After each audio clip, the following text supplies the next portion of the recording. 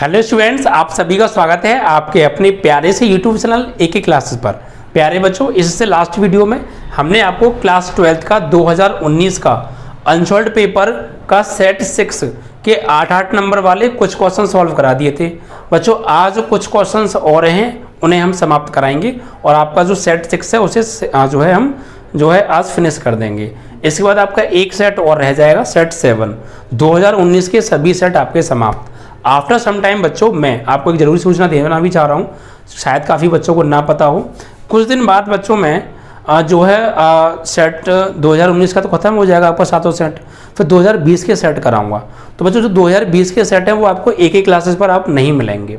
बच्चों, एक हमारा न्यू चैनल हमने अब ओपन किया है, वो आप लोगों के लिए हमने ओपन किया है। जब आप 12th कर जाएंगे ना, तो जितने बच्चे आप रेलवे, पुलिस, बैंक, एसएससी, इन सब चीज़ों की तैयारी, अगर गवर्नमेंट जॉब की तैयारी आप हमसे करना चाहते हैं तो हम उस चैनल पर आपको उसके बाद वहाँ पे तैयारी कराएंगे। तो आप तो अगर आपने उसको सब्सक्राइब नहीं किया तो पहले आप उसको सब्सक्राइब कर लीजिए। और सबसे मेन चीज़ ये कि जो 2020 का सेट है वो अब आपको इस एक क्लासेस पर नहीं मिलेगा। 2020 का सेट जब से स्टार्ट होगा वो आपको फिर JMD क्लासेस पर ही देखने को मिलेगा कुछ दिन बाद। और हो सकता है जो हमारे कुछ चैप्टर्स रह गए हैं जिनके हमने अभी आपको इंपॉर्टेंट क्वेश्चंस नहीं दिए हैं, उनके इंपॉर्टेंट क्वेश्चंस विद सॉल्यूशन भी आपको हो सकता है JMD क्लासेस पर ही मिले। तो आपको अगर इंपॉर्टेंट क्वेश्चंस चाहिए और उनका सॉल्यूशन चाहिए, ऐसे 2020 का अगर आपको सेट पढ़ना है तो आपको वो अब JMD क्लासेस पर ही मिलेगा। तो आप उसे अभी सब्सक्राइब कर लीजिए। वीडियो का उसका लिंक जो है चैनल का वीडियो के डिस्क्रिप्शन में है बच्चों, ठीक है। चलिए, तो वीडियो को यार शेयर किया करो, लाइक किया करो। बहुत कम व्यूज आते हैं यार। देखिए, मुझे बिल्कुल भी खुशी नहीं होती है, मैं बहुत निराश होता हूँ व्यूज़ देखकर, क्योंकि यार मैं बहुत मेहनत कर रहा हूँ आप लोगों के लिए, पसीना बहा रहा हूँ, और आप हैं कि व्यूज़ वही 200 व्यूज़ 150 व्यूज़ पर डे आते हैं। जबकि व्यूज़ जो अब स्टार्टिंग में आते थे वो 600-700 एक दिन में आ जाते थे बच्चों, ठीक है। स्टार्टिंग के सेट्स के व्यूज़ आप देख भी सकते हैं, बट यार अब रेस्पॉन्स बहुत कम है। तो यही रीज़न है कि आप लोगों ने पढ़ना बंद कर दिया। तो यार प्लीज़, मैं आप लोगों को बता रहा हूँ यार, पढ़ना बंद मत कीजिए। आप लोग पढ़ाई रेगुलर जारी रखिए 1 महीने और, ठीक है। फिर उसके बाद जो आप निर्णय चाहें वो ले लीजिएगा। बट मेरी, अगर आप मुझे कुछ मानते हैं या आप मुझसे दिन से पढ़े हैं तो मेरी बात को मानिए। आप 1 महीने पढ़ाई और रेगुलर करते रहिए, सभी सब्जेक्ट की। मैं यही नहीं कह रहा हूँ कि सिर्फ आप मेरी वीडियो देखो, किसी को पढ़ो या मत पढ़ो, मुझे ये मतलब नहीं। मैं ये कहना चाह रहा हूँ कि आप सब सब्जेक्ट की तैयारी 1 महीने और करें। आप 1 साल से कर रहे हैं तो यार और करिए 1 महीने। पेपर होने की संभावना ज़्यादा है, कैंसिल होने की कम है। आप कोरोना की बीमारी को लेकर ये मत सोचिए पेपर कैंसिल ही हो जाएंगे। भाई, कैंसिल होकर पास करना एक अपने आप में छोटी बात नहीं है। आप 12th में हैं, कोई छोटी क्लास नहीं है आपकी। तो एग्ज़ाम होने की संभावना बहुत ज़्यादा है। तो आप अच्छी खासी परसेंटेज अगर लेकर आना चाहते हैं तो सभी सब्जेक्ट पर फोकस कीजिए, ठीक है। और हमारे वीडियो को ज़्यादा शेयर किया करो और लाइक किया करो, क्योंकि एग्ज़ाम हो सकता है 1 महीने बाद आपकी डेट आ जाए। चलिए, तो बच्चों, हमने आपको जो क्वेश्चन कराए थे वो 7 पार्ट तक कंप्लीट करा दिए थे, ठीक है। 8 पार्ट आज आपका स्टार्ट होगा और 9 भी, ठीक है। और कोशिश करूंगा मैं आज आपका ये सेट समाप्त हो जाएगा। अगर एक आध क्वेश्चन रह जाता है यार, आप देख लीजिएगा, ठीक है। मैं अब अगली वीडियो में सेट 7 से ही मिलूंगा आपसे। देखिए, 8वें का जो का प्रश्न है ना, ये मैं आपको 2-3 बार करा चुका हूँ, और ये मैंने चैप्टर नंबर 1 के इंपॉर्टेंट क्वेश्चन में भी कराया है, तो आप वहाँ भी देख लीजिएगा, या मैं चलो करा देता हूँ। इसमें बच्चों क्या दिया है, इसमें दे क्या रखा है, इसमें दिया है बच्चों में कि R1 और R2 दो समुच्चय है, X में तुल्यता संबंध है। यानी R1 व R2 क्या है, तुल्यता संबंध है। ये क्या है, ये तुल्यता संबंध है समुच्चय X में। कोई X समुच्चय है, उसमें R1 और R2 दोनों तुल्यता संबंध है। ये दिया है, ये दोनों तुल्यता संबंध है। तुल्यता है मतलब क्या, कोई भी फंक्शन तुल्यता कब होता है, कोई भी रिलेशन, जब वो सतुल्य भी हो, सममित भी हो, संक्रामक भी हो।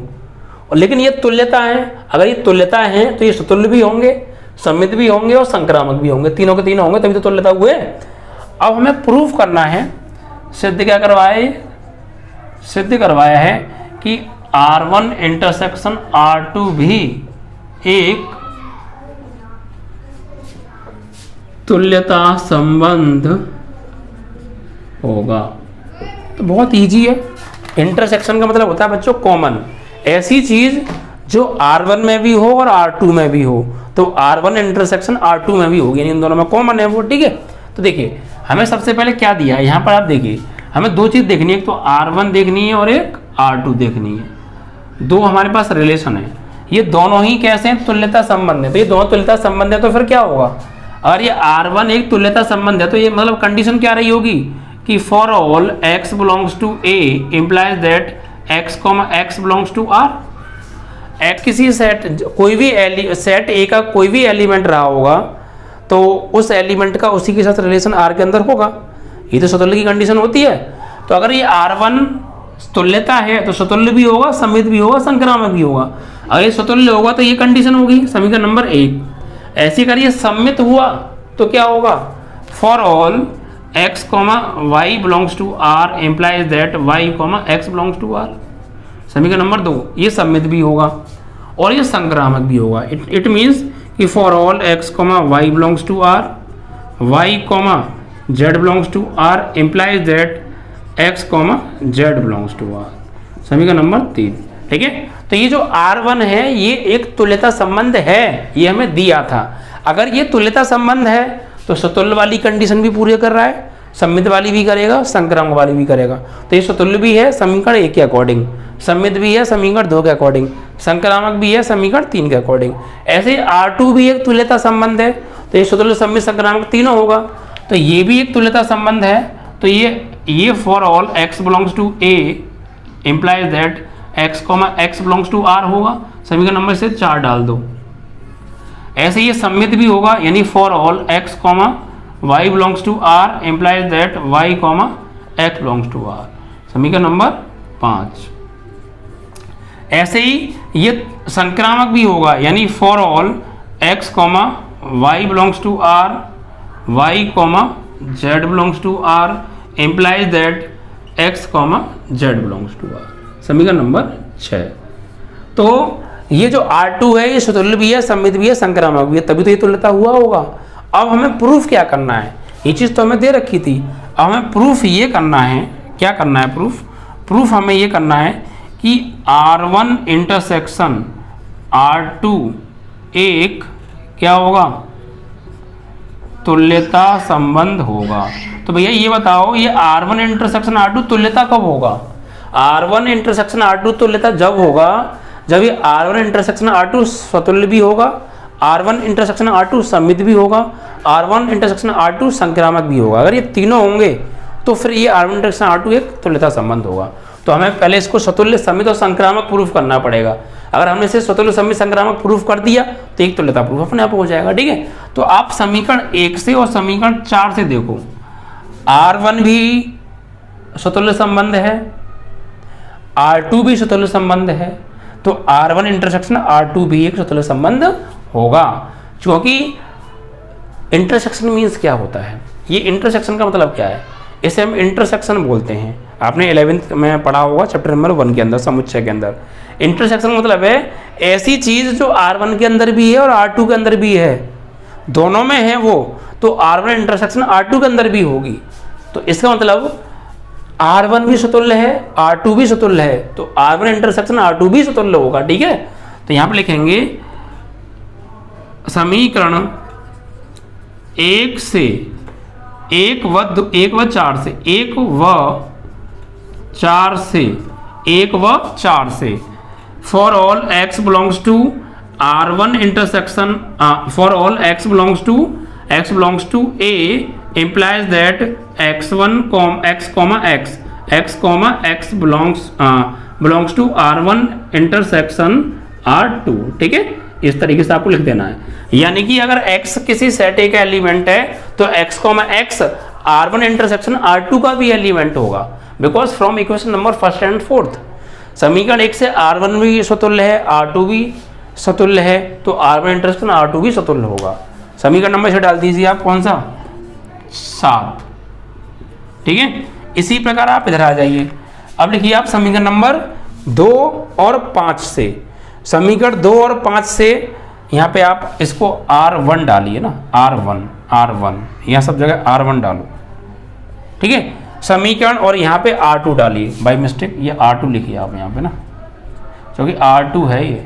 अब देखिए समीकरण 2 और 5 से देखिए, समीकरण 2 से R1 सममित है और समीकरण 5 से R2 सममित है, तो R1 भी सममित है, R2 भी सममित है, तो R1 इंटरसेक्शन R2 भी सममित होगा।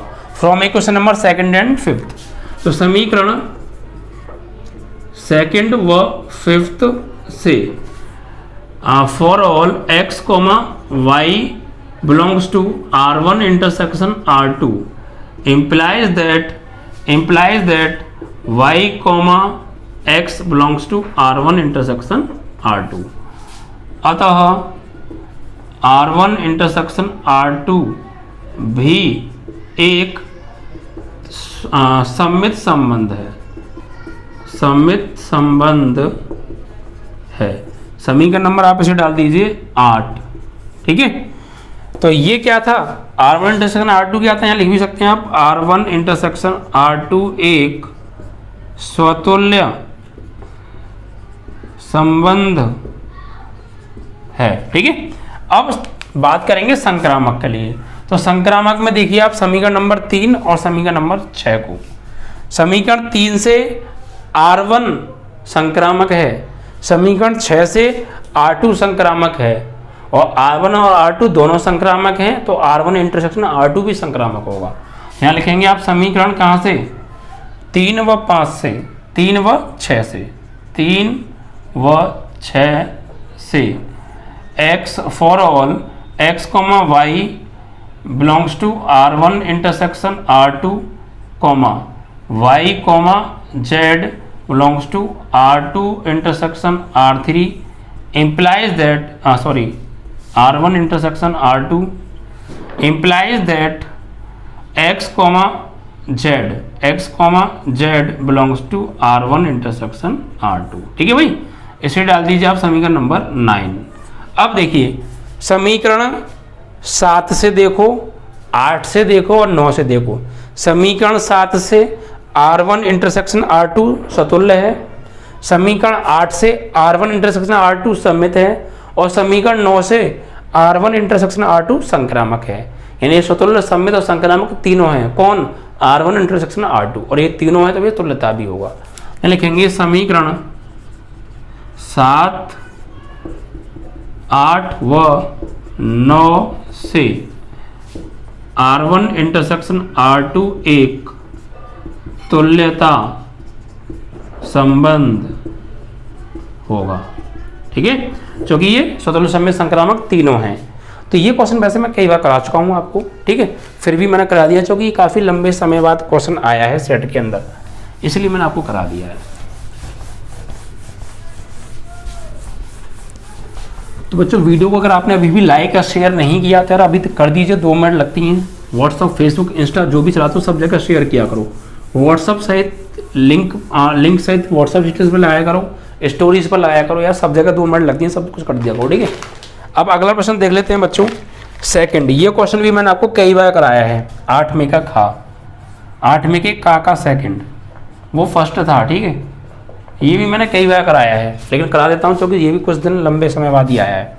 सिद्ध करो कि दो सदिश वेक्टर ए व वेक्टर बी के लिए सदैव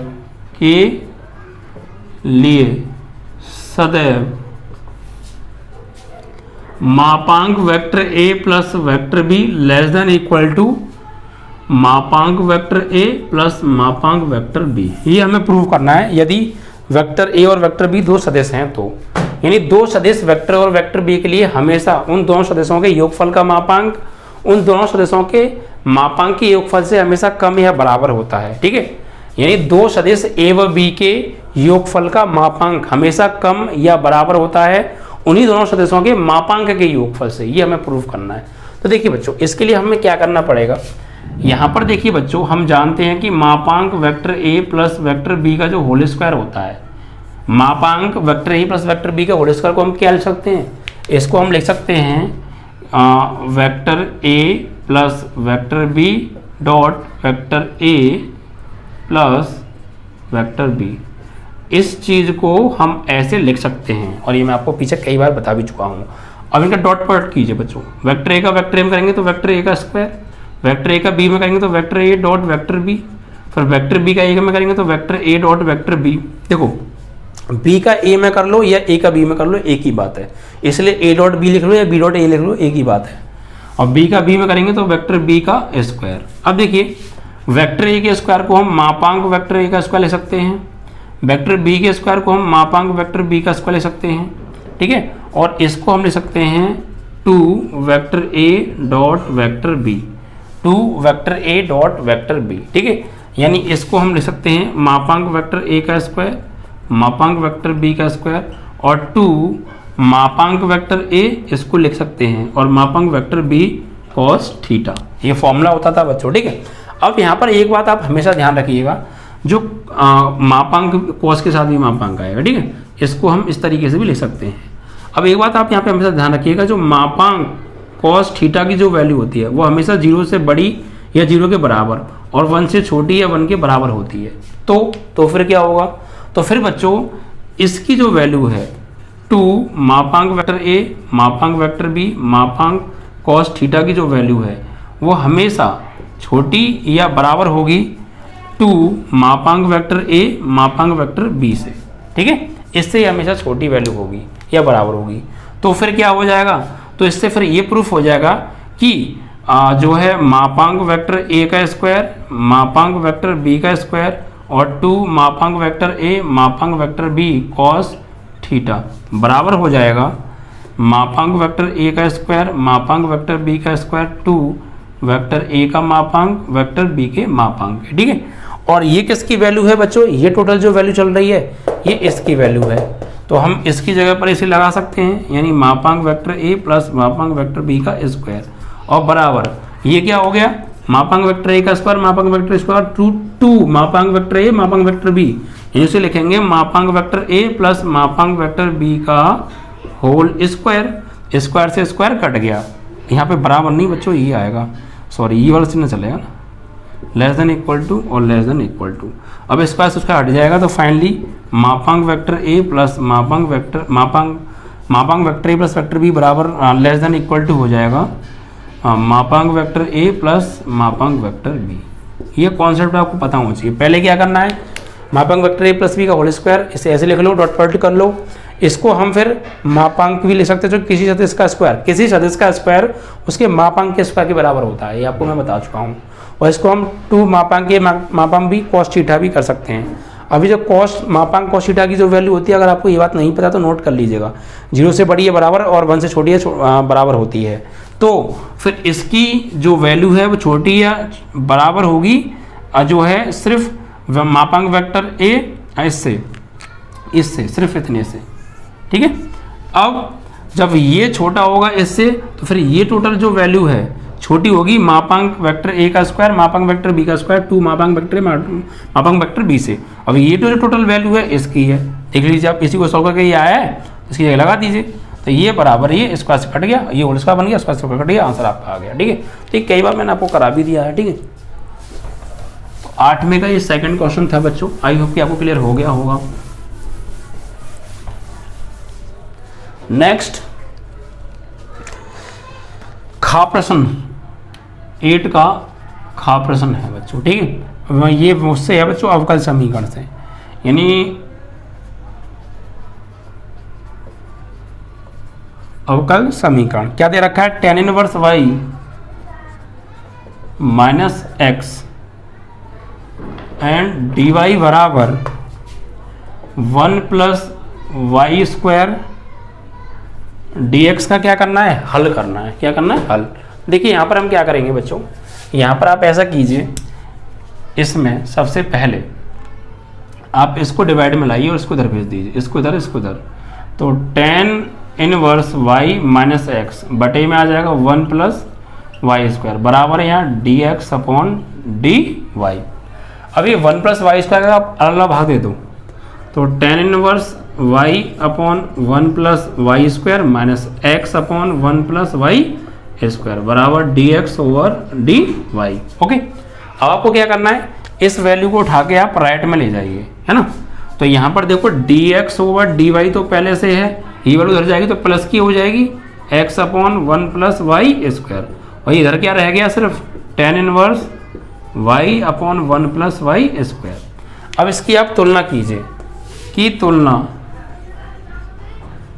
dx over dy plus px is equal to q से करने पर, तो यहाँ x का गुणांक p है और यहाँ x का गुणांक 1/1 + y² है। तो यानी कि p की जो वैल्यू हो गई वो 1/1 + y², और जो q की वैल्यू हो गई बराबर वाली वो ये हो गई tan 1 y/1 + y²। अब IF निकालो, तो e की पावर इंटीग्रेशन p dy होगा, बिकॉज ये यहाँ पर जो भी इंटीग्रेशन होगा वो y के रेस्पेक्ट में होगा, क्योंकि dx/dy टाइप का फंक्शन है, ना कि dy/dx टाइप का। ठीक है, अब y के रेस्पेक्ट में यहाँ पे इंटीग्रेशन करेंगे तो यहाँ से IF की वैल्यू हो जाएगी e की पावर, p की वैल्यू कितनी है, p की जो वैल्यू है 1/1 + y² एंड dy। तो y के रेस्पेक्ट में इसका इंटीग्रेशन करेंगे तो 1/1 + y², ये किसका होता है, tan 1 y का इंटीग्रेशन होता है। तो IF आ गया। अब समीकरण निकालो यहाँ से, तो क्या होगा, x IF बराबर integration IF × q dy + c। तो x IF की वैल्यू क्या है, e की power tan 1 y integration e की पावर tan 1 y, और इंटू q की वैल्यू क्या है, tan 1 y/1 + y² and dy। अब आप यहाँ पर आगे क्या करेंगे, देखिए गौर दीजिएगा। यहाँ पर एक काम आप कर सकते हैं, क्या, यहाँ पर आप ऐसा कीजिए, tan 1 y को आप मान लीजिए, tan 1 y को आप मान लीजिए जो है t, तो उससे क्या आपको ये नीचे वाली वैल्यू मिल जाएगी।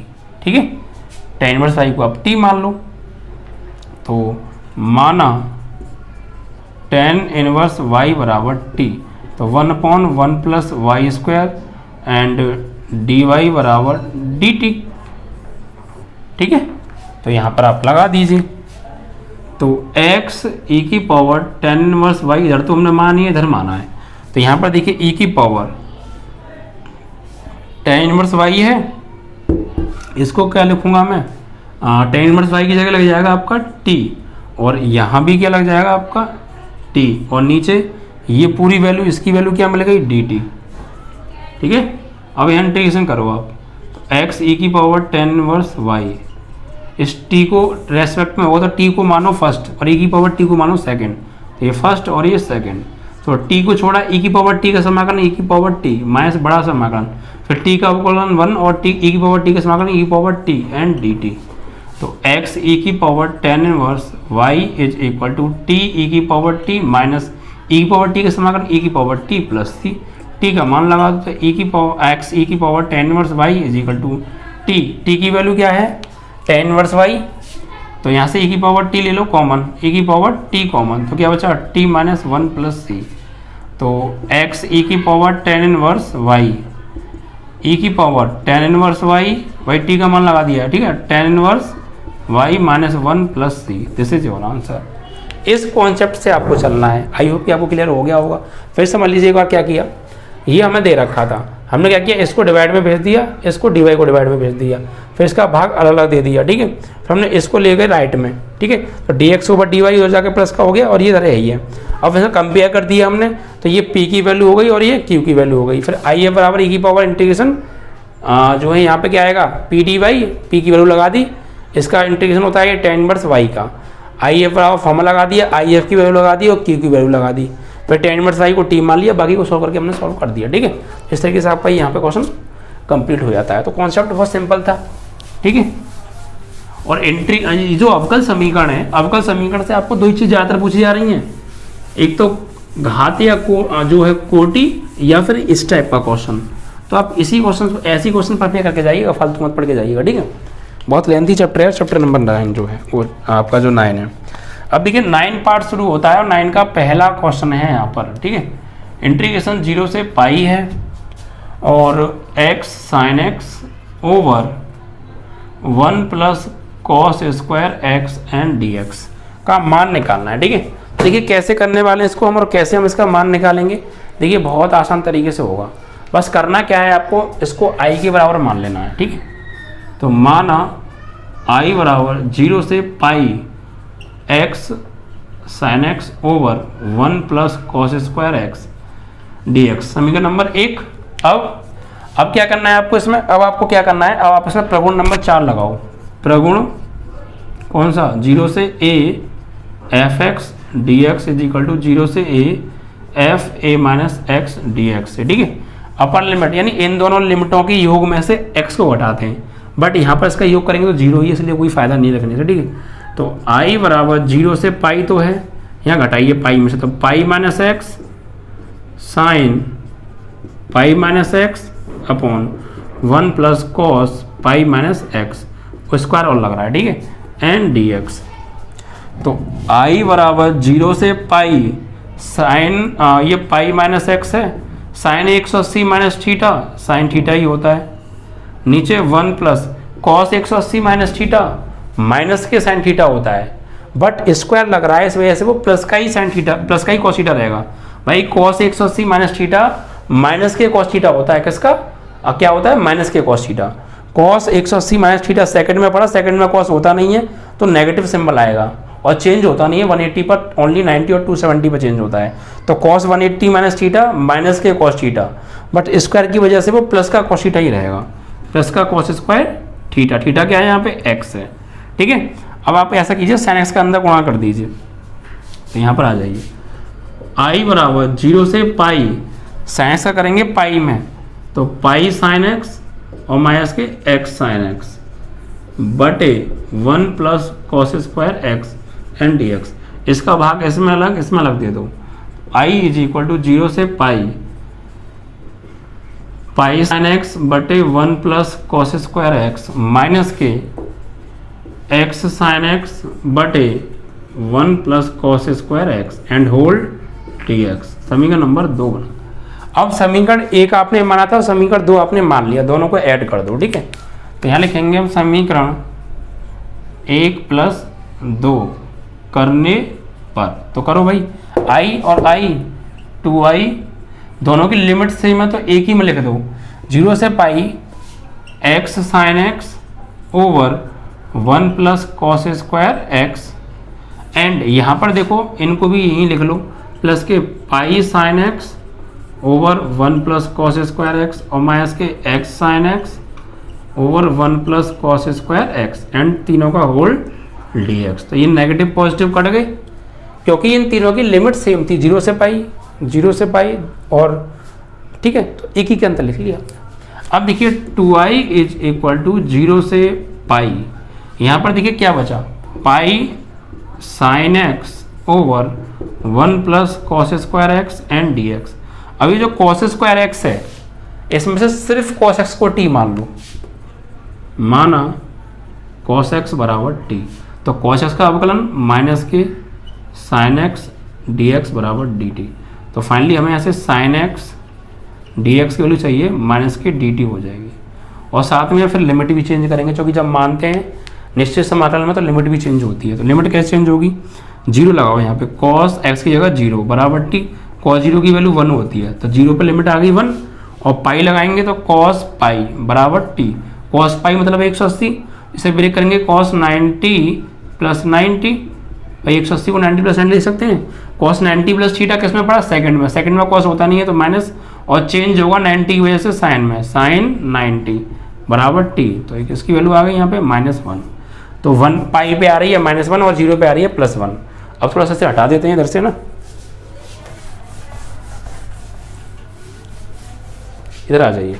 तो यहाँ पर देखिए अब 2i इज इक्वल टू तो आपका चल ही रहा है, लिमिट क्या हो गई, 0 पर हो गई आपकी, 0 पर हुई आपकी लिमिट 1 और पाई पर हुई है -1, और पाई तो कांस्टेंट है, इस पाई को ले लो बाहर, और यहाँ साइन एक्स डी एक्स की वैल्यू क्या है, माइनस के डी टी, तो डी टी माइनस को ले लो भैया आगे, ठीक है, इस पाई के साथ में ले लिया, भाई पाई पहले ही बाहर ले लिया था हमने, यहाँ पे ये पाई था इसको बाहर ले लिया था, और फाइनली माइनस डी टी है तो डी टी हमने यहाँ लिख लिया, माइनस आगे लगा लिया, ठीक है, और नीचे 1 प्लस कॉस एक्स की जगह टी, ऊपर से स्क्वायर। अब इसका इंटीग्रेशन कर दीजिए आप विद रिस्पेक्ट टू टी, तो 2i is equal to minus के पाई 1/1 plus T square, ten inverse T का समाकलन होता है ये, और ये -1 से 1 लिमिट है, लिमिट लगाइए तो माइनस के pi upper limit tan inverse t की जगह 1 minus lower limit tan inverse -1, तो 2i is equal to minus के पाई, 10 में 1 किसकी होती है, 10 पाई/4 की, और 10 में माइनस जो होता है वो बाहर आ जाता है, तो माइनस माइनस क्या हो गया प्लस, और यहाँ पे 10, यहाँ भी 10 π/4 की वैल्यू बचेगी +1।